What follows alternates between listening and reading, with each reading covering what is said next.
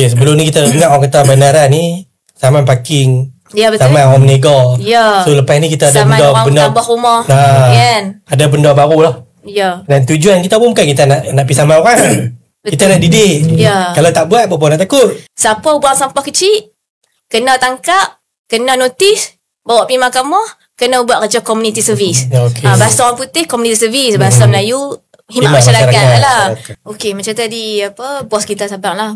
Bos Azam kita bagi tahu di pihak depa ada satu akta 672, akta utama lah kan, akta ibu.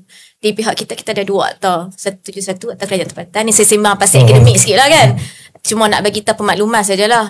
Dua akta kita buat pindaan, dua-dua kita pun terima benda yang sama juga macam SLB Corp. Jadi hasrat daripada kementerian tu kepada dua agensi lah. Satu SLB Corp, satu pihak kuasa tempatan. Di pihak kuasa tempatan kita terkena dua akta, akta kerajaan tempatan dengan akta jalan parit dan bangunan.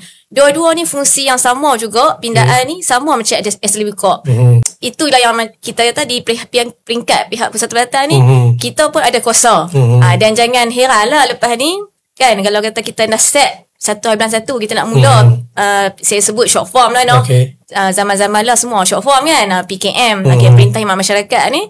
Jadi bermakna kata jangan terkejut kalau kata geng penguasa kita pakai baju preman, pi buat kelang compound, senyap-senyap kat orang hak buang sampah depan mata lah, kita boleh tangkap.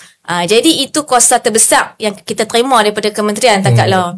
Lagi satu kita tengok sempena juga dengan TMK lah, tahun melawat kan, tahun melawat Kedah, tahun melawat Malaysia pula tahun depan. Jadi kita kata kita pun nak bandar kita bersih lah. Jadi Bandaraya Berdaya Huni ni mesti mai daripada masyarakat yang bertanggungjawab. Jadi nak didik tu, kita kata PKM ni bukanlah kata satu hukuman berat kan, nampak macam kesalahan tu kecil remeh, tapi kesan dia besar tu.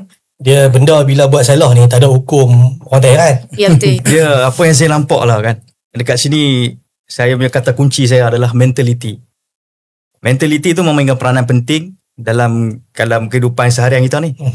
Kita duk nampak macam kalau mentality tu kita tak terapkan daripada awal, kita rasa macam sampah ni adalah benda yang nothing.